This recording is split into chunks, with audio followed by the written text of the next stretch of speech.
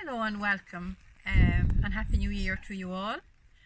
It's brilliant to be out in the garden again, beginning of a new year. I'm out here in January with a little push or a big push from Longford Library, courtesy of Longford Library. And today I'm going to do a video in my garden showing you some of them. Firstly, some of the trees and shrubs that give year-round interest. Then we'll talk about plants that are in flower at the moment and have been in the winter for winter colour and interest. Probably a few jobs to be done that you could be working in your garden at the moment. And if you would like to just grow some vegetables, we'll prepare and get ready for that as well. So some plants with winter interest. This is a heather. Heathers are great for the winter. They're evergreen, which they're green, attractive all year round, and they have flowers, especially in the winter. And they can be cut back, kept to whatever size you want to keep them. They are a great source of food for the bees and I'm sure a lot of other insects as well. And they're lovely for edging a bed as well, or edging a border. Always interesting. Behind that I have periwinkle. It's a good ground cover, but it can be quite invasive. It has a little flower. This is the variegated periwinkle, but you can see that it can climb up the shrubs, take over a little bit. But it's a nice for winter interest as well. Then I'm over here to this beautiful holly. Hollies are native Irish trees. This is a variegated one. It has the berries, again, food for the birds and other insects. They're lovely specimen trees. I'm here looking at this beautiful Thuja frulifera aurea. It's a thuja. It has these lovely pendulum branches, beautiful bright colour, lovely specimen tree or shrub really. This is planted a good many years now, so it's quite tall. Look at the brightness of that. And then I'm just going to go in through this. Look at that for bark. Even the barks of trees have fabulous winter interest. This is a juniper, and I cut up the bottom blank branches. When I was planting my garden, I knew nothing about trees or shrubs. I was just a plantaholic who bought plants and planted them. So this is too big for where it is, but I've learned and I know where to plant things now. But I just love the bark of that. Here's a beautiful laurel, a Portuguese laurel. These are all shrubs if you wanted to create a nice sheltered corner that are evergreen. So this has beautiful leaf to it. It's doing very nicely here because it's in quite a shaded area and a lovely colour of a stem to it as well. It's beautiful. Underneath it I have Virginia. Virginia is a perennial that stays evergreen. We'll have a perennial is a plant that you just plant once and it comes up every year. My garden is full of shrubs, trees and perennials. It has a pink flower or white. There are white ones. There are several different varieties. Elephant's ears is the common name that you would hear it called by as well. And it has lovely flowers, as I said. And great ground cover. Can be divided, can be spread. And here's another lovely shrub. It's a bit bright now with the sunshine. This is Pears. Again, this needs lime-free soil. And it has a beautiful flower as well. All the different Pearses have beautiful flowers. Then there's the bucks family, the buxus, which are great for evergreen shrubs. Usually you've seen them a lot now in topiary and in hedging, low hedging, surrounding your vegetable patch or edging borders with it. This is a variegated box, kept clipped. You can clip it to whatever size you like. A very traditional old plant. Some of my one of my favorite trees then is another Thuja smaragd. There are two Thujas here. They seem to be getting a disease, and I've seen them all over the country going brown, but I took out the brown out of mine and they're fine. I'm delighted because I love the shape and size of them. A lovely shrub is Osmanthus tricolor. It has a holly-like leaf to it, and it is a beautiful bright specimen in the garden. And look at this for a bark. This is Acer griseum. Magnificent colour.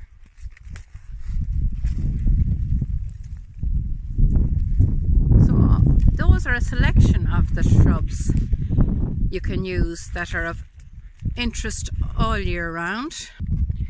Another evergreen shrub, and I use it quite a lot in flower arrangings, beautiful with whites and purples, is the Pittosporum. This is Pittosporum tom tum. As with all of those shrubs, there are several different varieties. There are many different types of Pittosporum, but I absolutely love this one. Again, if you want to keep it cut back, but it's very slow growing. I would have lost them a number of years ago when we had a really bad severe frost, but on the whole they last many years. For some of the plants that are flowering at the moment, this is Viburnum, Tinus, Lisa Rose. It's a new variety of Viburnum. We were always used to Viburnum, Tinus, Eva Price. A lovely shrub, evergreen as well, a nice flower for winter interest. Flowering now, has been flowering and will flower for another 2 months, I presume. This is a very beautiful shrub. Again, has been flowering since beginning of December, just going off now. It is Mahonia. Many different varieties of Mahonia. Very sharp serrated leaves on it. Lovely though, a very nice architectural plant with the yellow shining out at this time of the year. And underneath it I have some variegated ivy, which is a great idea for a dark corner. Beautiful variegated ivy. And then I have this beautiful Genista.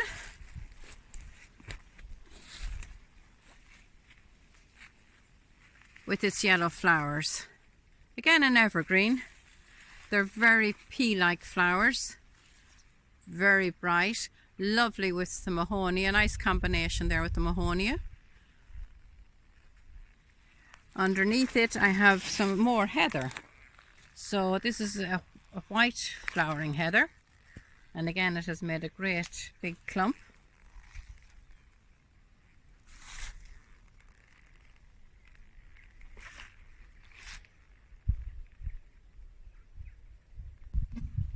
This is a skimmia. It's a new one I bought this year for a present for somebody with a December birthday, but I didn't get them yet. So it's Japonica Obsession. Look at that for red berries. Isn't it magnificent? It would need ericaceous compost, no lime in the soil. But what a beautiful show of berries. I just hope it'll be the same every year. In Longford here in the Midlands, and will do very well in all parts of Ireland, is this Saracocca.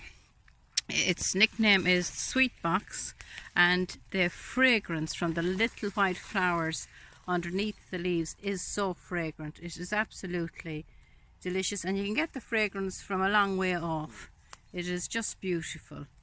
Very tough, hardy, slow growing, but a great shrub at the moment in the garden, and all year round really, but it is flowering at the moment, little white flower. Skimmia is another evergreen shrub that's in flower in the winter. It likes ericaceous compost, which means no lime in the soil, so I have dug out special holes where I plant my skimmias. Very slow growing, very hardy, beautiful shrub though. magnificent colour, lovely for using at Christmas in your arrangements. This here is a variety of Pears. There are many different varieties of Pears. Again, you need to plant them in lime-free soil, somewhere preferably that the morning sun won't shine on them. They have lovely new growth, and they all have lovely, beautiful flowers as well. Different flowers and the different varieties. Evergreen, hardy, slow growing, but well worth growing in the garden. Another job for this time of the year is cutting back your grasses. This is a miscanthus here, and I love it blowing in the wind in the summer and autumn, and I leave it for the winter because I think it provides food for the birds and habitat for insects. And at this time of the year it is really easy to take it back or to take it away. All you need to do is pull it away because it has already rotted down. So I would just pull it away like that, clear it all away. Grasses are beautiful in the garden because they give lovely movement, and it's lovely to have movement in the garden. So I think it has done its job, and I will take it back, and you won't find until the new growth starts again. So that's it now, all cleaned up, the old grass taken away and ready to start its growing season again. And I bring away the old grass and I put it into my compost heap. So that's the cycle of the plant life.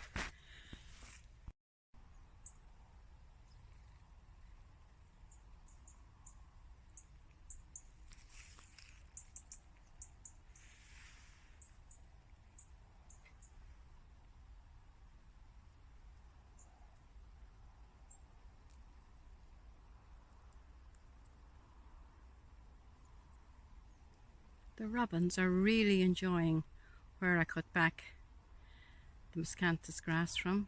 I'm sure there's plenty of food and insects and variety there for them, although I have seed for them, but they would obviously prefer the natural ingredients like us all.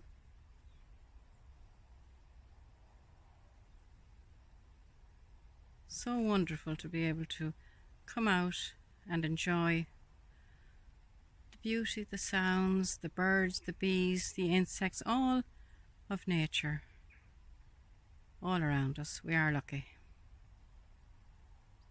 Little robin, what? Are you having your tea? Oh, it's nice.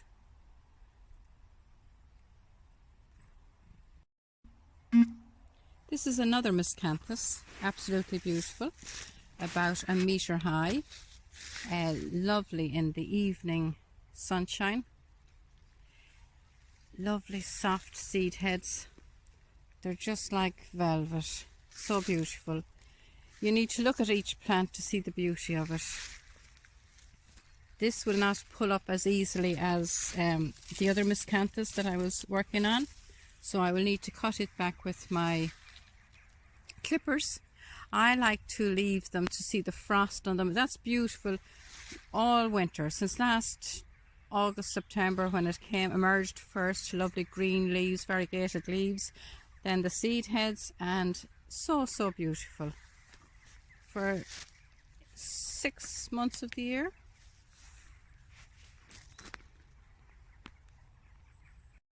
And something that excites us gardeners every year is the emergence of the snowdrops.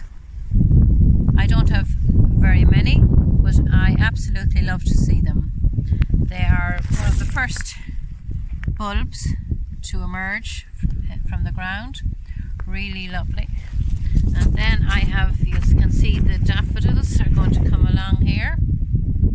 And this is all covered with grape hyacinth, another little tiny bulb that will be all blue later on.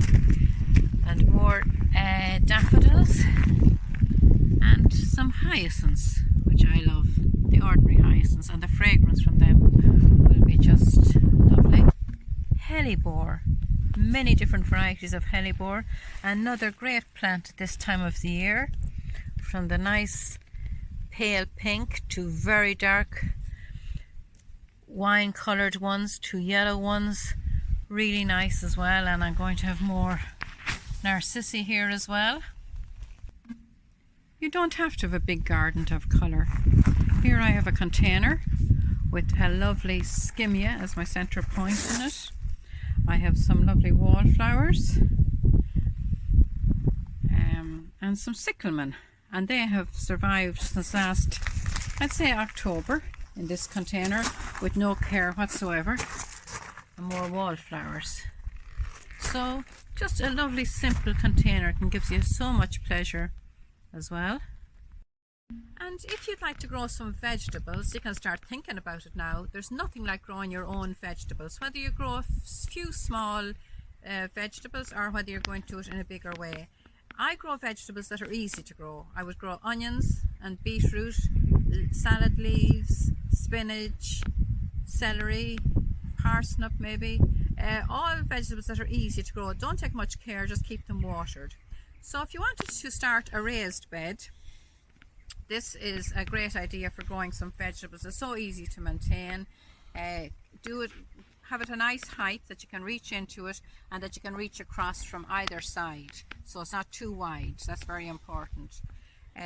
As you can see here, I have grown some garlic grown. You plant the garlic on the shortest day or in December, and you harvest it in around the longest day, June, July. So that's the first thing I've planted this year. I've ruffled up my bed.